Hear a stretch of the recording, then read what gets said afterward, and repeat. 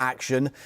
And at the One Call Stadium, Jackie, the Sunday Telegraph highlights Max Dowman. History maker Dowman justifies the hype. We'll come to him in just a moment, but they were given a scare, weren't they, Arsenal? But they found a way. They always, this season, seem to find a way. Yeah, that's what it's all about, isn't it? And they started with two 16-year-olds, Max Dowman and Marley Salmon, who was in defence.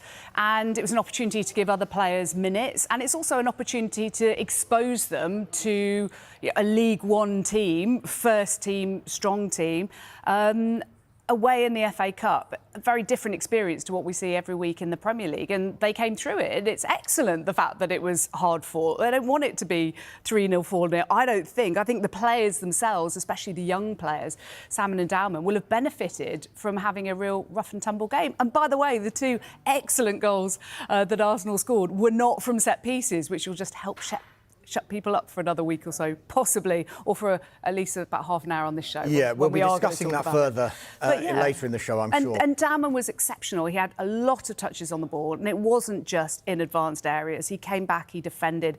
He's had some time out injured, but he's such a talent with his balance. He's a real kind of wriggly sort of player, manages to wriggle out of challenges.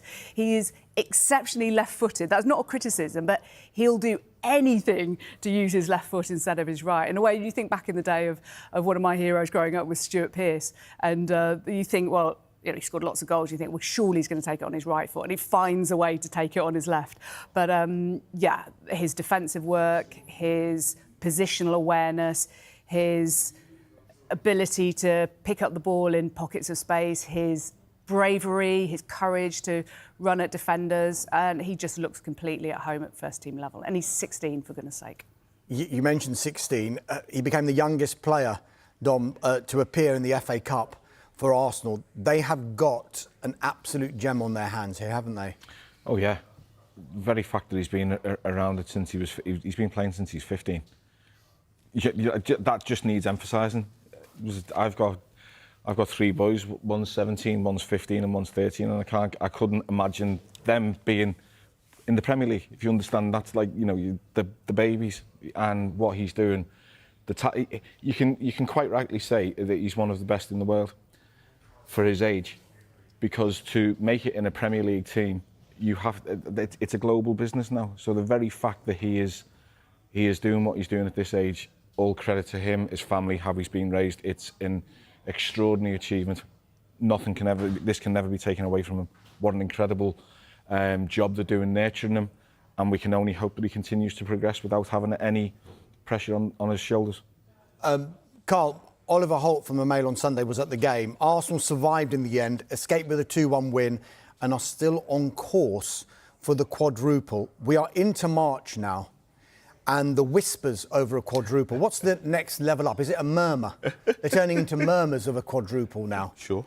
They couldn't, could they? No, they won't.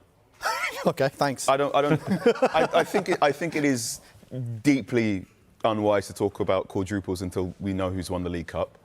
I'm also of the belief that you can't win a quadruple because the nature of English football is too attritional.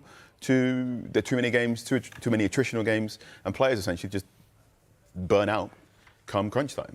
Liverpool came close, and then the following season everyone got injured.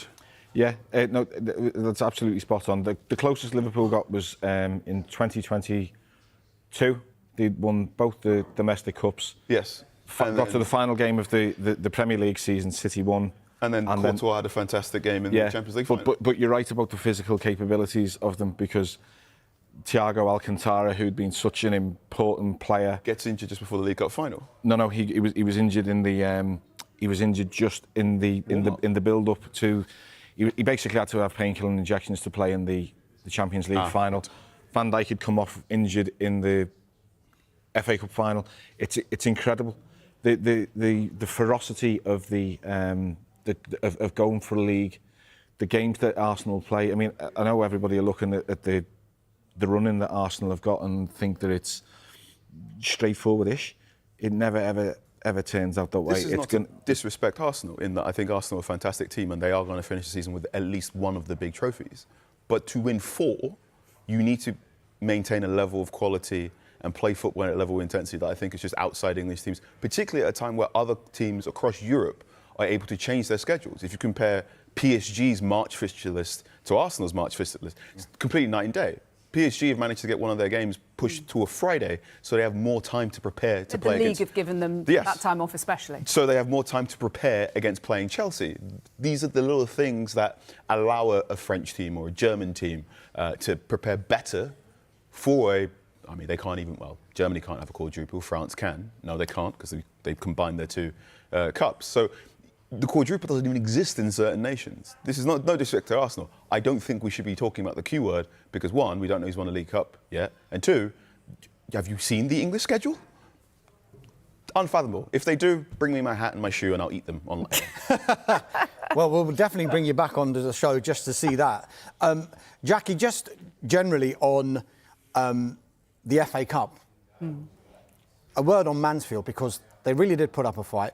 Macclesfield had an extraordinary run in the Cup, beat the holders in Crystal Palace earlier on. Crystal Palace themselves last May, winning the FA Cup, their first trophy in their history. Just overall, when you look at the FA Cup weekend like this and what has happened in previous rounds and what happened last season, is it another example that maybe the much maligned FA Cup and maybe the magic had gone, it's well and truly alive and kicking? Yeah, I don't think it's gone. I think it's all cyclical, isn't it? Like, you have a couple of obvious results and you're kind of not really enthralled by them and you go, oh, the FA Cup, it's just getting in the way of a good Premier League or whatever. And then you have what happened at Macclesfield to Crystal Palace, for whom it really mattered, by the way. It wasn't like second string and they weren't that fussed. It did matter. And it was just a magnificent day. So I don't think the FA Cup magic has gone anywhere. If we start tweaking it and we start, you know, denigrating the tournament with new regulations, then it could do. But no, I mean, I watched the Wrexham-Chelsea game yesterday and it was very much alive and kicking. It was fabulous. I enjoyed every single minute of it. I was at Mansfield last weekend in the AFC Wimbledon away end and wouldn't have expected Mansfield necessarily to have pulled out of that performance against Arsenal yesterday. But it's the FA Cup that lifts these kind of performances and the pitches, and the oldest ground in the world, by the way. I learnt last weekend at Mansfield because it's proudly adorning the stand there. But I think it's very much alive and kicking, and I think it's with the pressure on Premier League managers these days going to those kind of grounds, the pressure that they feel to not be knocked out is enormous, and Chelsea benefited from a red card in the end and came twice from behind, and good luck to them, but it wasn't straightforward. We'll come to Chelsea in a moment, but sticking with the theme, Dom, of quadruples and maybe clubs not being able to do The debate around Arsenal FC chasing a historic quadruple is heating up, but not everyone believes it's possible. Football journalist Dominic King has expressed serious doubts, pointing out that winning 4 major trophies in a single season is one of the toughest achievements in football history. According to King, there's a reason the quadruple has never truly been completed in English football. The challenge is simply enormous. Face screaming a fear trophy. Despite the skepticism, Arsenal's performances this season have given fans plenty of reasons to dream. Under the leadership of Mikel Arteta, the Gunners have built a disciplined, energetic, and tactically intelligent team. Their ability to dominate games and stay competitive across multiple competitions has fueled talk that something special could be happening at the club. Key players have played a major role in keeping the dream alive. Stars like Bukayo Saka and Martin Odegaard continue to deliver big performances in crucial moments. Their creativity, leadership, and consistency have helped Arsenal maintain strong momentum as the season progresses. However, King and other pundits argue that the biggest obstacle will be the sheer physical and mental demands of competing in 4 major tournaments. Arsenal must stay strong in the Premier League, while also going deep in the UEFA Champions League, FA Cup, and EFL Cup. Injuries, fatigue, and fixture congestion could easily derail even the strongest squad. Still, football has a way of producing the unexpected. While the quadruple has never been fully achieved in English football, Arsenal fans believe this team might just have the quality and belief to challenge history. Whether the dream becomes reality or not, the debate around Arsenal's incredible season is only getting bigger.